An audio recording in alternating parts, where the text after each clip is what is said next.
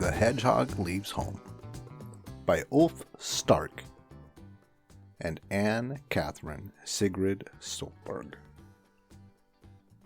In this story, we watch as little Hedgehog leaves home.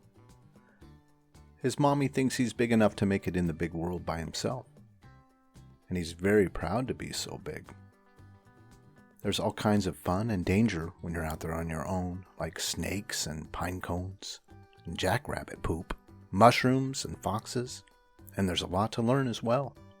So it's good to have a friend, like a field mouse. Come on a journey with the hedgehog and meet the animals and the plants of the forest, and do what he does. Have fun and learn as much as you can. All of a sudden, fall arrived. The leaves on the trees turned yellow and red. Mushrooms pushed up out of the ground, and it grew colder day by day. "You're big enough to make your own way in the world now," said the hedgehog's mommy, giving him a kiss. "Just watch out for all the dangers in the big wide world." "I will," said the hedgehog. "And learn as much as you can." "I will," said the hedgehog. And off he set into the forest to find a place to sleep for the winter. He was proud to be so grown up, and he planned to learn as much as he could. "The hedgehog is leaving home," said the ladybug from her spot on the rowan leaf. "It's hard to believe that fall's already here," sang the mosquitoes in the bushes. "How strange they sound when they sing," thought the hedgehog. Zzz. Then he remembered what his mommy had told him, that he should watch out. But suddenly he stumbled and rolled down the hill like a ball. "Well, I have learned something now," he thought once he had come to a stop. He had learned that rolling was fun. At the bottom of the hill there was a pond. He looked into the water. There was another hedgehog in there. "Well, hello," he said. "Have you seen how grown up I am?"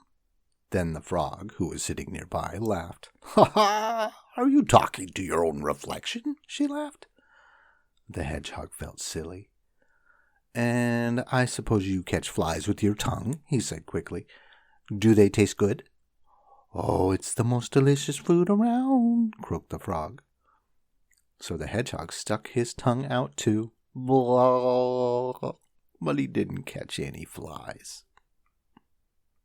"Well, goodbye. I'm going for a little dip," said the frog, and jumped in the pond. "Oh, I'll join you," said the hedgehog cheerfully. But he did not like it.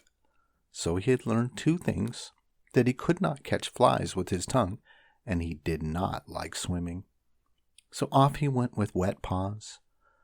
Underneath some pine trees, beautiful mushrooms were growing, red ones with white dots, and they looked absolutely delicious, he thought. He had already opened his mouth to take a bite when someone shouted, "Oh no, not one of those. They're toadstool mushrooms, and they're poisonous." A field mouse peeked out from behind a fern. She was a kind mouse.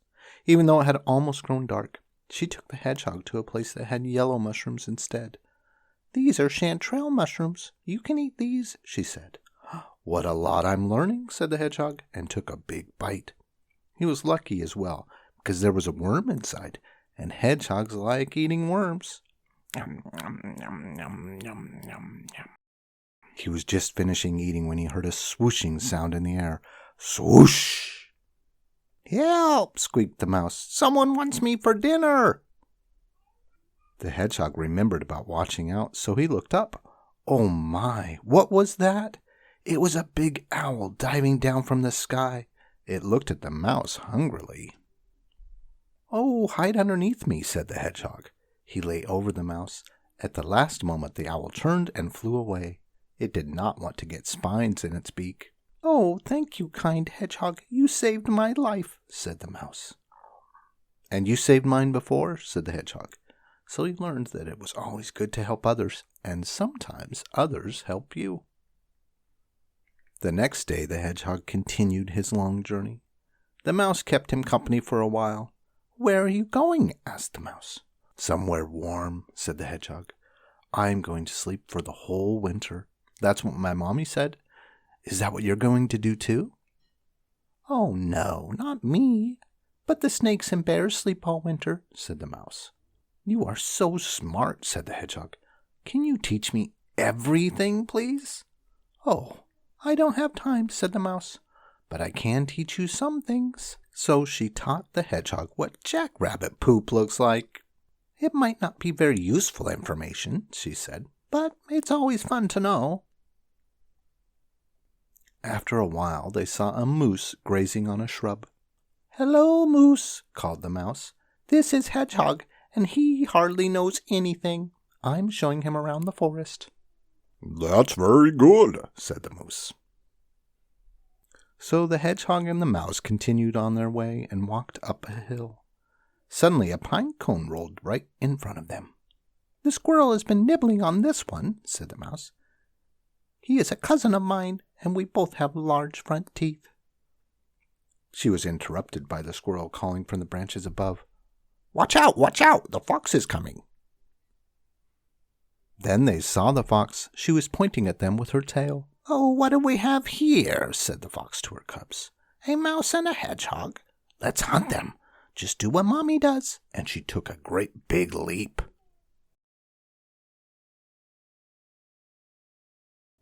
Her cubs copied her, but they bumped into each other and rolled around laughing, and they got their tails all tangled up. "Oh, hurry up so they don't get away," said the fox. "Oh, hurry up so they don't catch us," said the mouse. "I can't run very fast," said the hedgehog, "but I can roll." The hedgehog rolled down the hill. Then he and the mouse crept into a hole. When the fox tried to get in, she hurt her nose on the hedgehog's spines. "Come on, let's go," said the fox to her cubs. "Hedgehogs don't taste very good anyway." "Now I've learned 2 more things," said the hedgehog.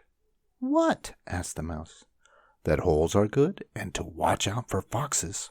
"You're right about that," said the mouse. "I have to go home now. See you in the spring." So the hedgehog and the mouse went their separate ways. The hedgehog was getting more and more tired. He ate and drank and watched out for foxes. But try as he might, he could not find a good place to sleep. An ant was hurrying along the path as fast as it could go. "Hello," said the hedgehog. "Where are you going to live this winter?" "Under my ant hill, far below the ground," puffed the ant. "Oh, can I stay there too?" "No, you're too big," said the ant, and hurried on. Soon the hedgehog heard somebody yawn. It was Bear, stomping around the blueberry bushes, picking berries. She wanted to fill her tummy before she went to sleep for the winter. "Oh, I'm so tired," she yawned. "Watch out!" called the hedgehog. The bear was just about to step on a poisonous snake. "Sssss," hissed the snake. "I'm gonna bite this paw." But before the snake could bite, the hedgehog was there. He held the snake by the neck. The snake whisked its tail around wildly, trying to get free. "Gosh, aren't I brave?" thought the hedgehog. "I did not know that before." He was so surprised that his mouth gaped open. The snake slipped away and was gone, nowhere to be found. "You saved me," said the bear. "What can I do for you?" "I don't know," said the hedgehog. "I am looking for somewhere to sleep so that I can keep warm during the winter." "You can sleep in my cave," said the bear. The bear made a huge pile of leaves and twigs in her cave. "There you go, my prickly friend," she said. "Oh, thank you, Bear," said the hedgehog, and crawled in. It was nice and warm and cozy in there. The hedgehog felt very happy. He had a nice place to sleep and a nice friend to talk to. He talked about the frog and the owl and the fox. He talked about the mosquitoes and the ant, and about all the things he would do in the spring. But the bear was already asleep, and soon the hedgehog would be too. But first, he thought, it is easier to be out on your own when there are others there to help you. And then he fell asleep. What a fun little story. I hope you enjoyed it. I have more like this on my playlist if you're interested. Thanks so much for coming along on this little adventure with Hedgehog. And until next time, and as always, remember, you are amazing and you are loved. Sweet dreams.